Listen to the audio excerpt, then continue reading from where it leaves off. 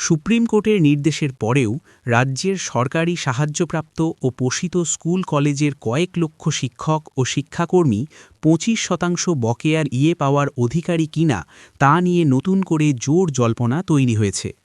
অবসরপ্রাপ্ত বিচারপতি ইন্দু মালহোত্রার নেতৃত্বে সুপ্রিম কোর্ট যে মনিটরিং কমিটি গঠন করেছে সেই কমিটি ইতিমধ্যেই ২ দফা বৈঠক করে প্রাপকদের একটি হিসেব আদালতে জমা দিয়েছে।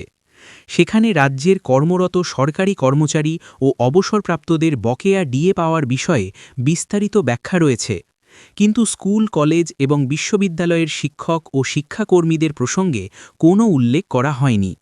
এই নথিসহ রাজ্যের আবেদন সুপ্রিম কোর্টে জমা পড়তেই আইনজীবী মহল থেকে শুরু করে মামলার সঙ্গে যুক্ত বিভিন্ন পক্ষের মধ্যে তীব্র আলোড়ন তৈরি হয়েছে। এদিকে রাজ্যের তরফে আদালতে জমা দেওয়া আবেদনে বলা হয়েছে, বকেয়া এর ২৫% মেটাতে এই বছরের ৩১ ডিসেম্বর পর্যন্ত সময় প্রয়োজন। তবে বকেয়ার প্রথম কিস্তির টাকা কিভাবে বা কোন পদ্ধতিতে দেওয়া হবে সে বিষয়ে ওই নথিতে কোনো স্পষ্ট ব্যাখ্যা নেই।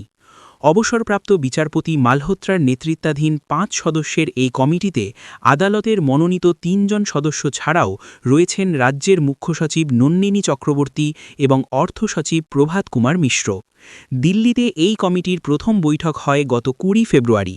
সেই বৈঠকে সুপ্রিম কোর্টের নির্দেশ অনুযায়ী কিভাবে বকেয়া মেটানো যেতে পারে তার একটি প্রাথমিক রূপরেখা তৈরি করা হয়। পরে ২৮ ফেব্রুয়ারি দ্বিতীয় বৈঠকেও সেই বিষয়টি খতিয়ে দেখা হয়। রাজ্যের তরফে নির্দেশ কার্যকর করার ক্ষেত্রে কী অগ্রগতি হয়েছে তা জানতেই এই বৈঠক ডাকা হয়েছিল। তবে এখনও পর্যন্ত বকেয়া মেটানোর বিষয়ে রাজ্যের তরফে স্পষ্ট কোনো দিশা দেওয়া হয়নি বলেই জানা যাচ্ছে। যদিও কমিটির চেয়ারপারসন নির্দেশ দিয়েছেন, রাজ্যের কোনো সেক্রেটারি পদমর্যাদার আধিকারিককে ৩ মার্চের মধ্যে বা ওই দিনই হলফনামা দিয়ে এই বিষয়ে বিস্তারিত জানাতে হবে। অন্যদিকে শীর্ষ আদালত আগেই স্পষ্ট করে দিয়েছে, ৫ ফেব্রুয়ারির নির্দেশ অনুযায়ী রাজ্যের কর্মরত ও অবসরপ্রাপ্ত সরকারি কর্মচারীদের দিতে হবে। মনিটরিং কমিটির পরবর্তী বৈঠক নির্ধারিত রয়েছে ৩ মার্চ।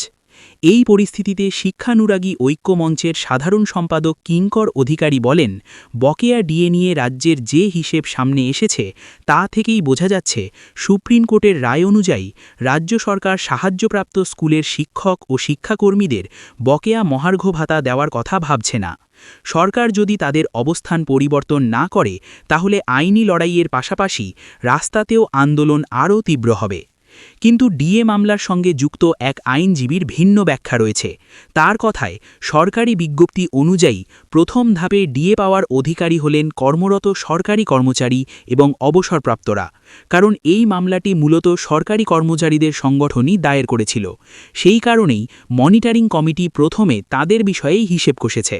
তবে পরবর্তী সময়ে রাজ্য সরকার যদি ম্যাচিং বিজ্ঞপ্তি জারি করে তাহলে সেই সুবিধা স্কুলের শিক্ষক ও শিক্ষাকর্মীদেরও দেওয়া বাধ্যতামূলক হবে।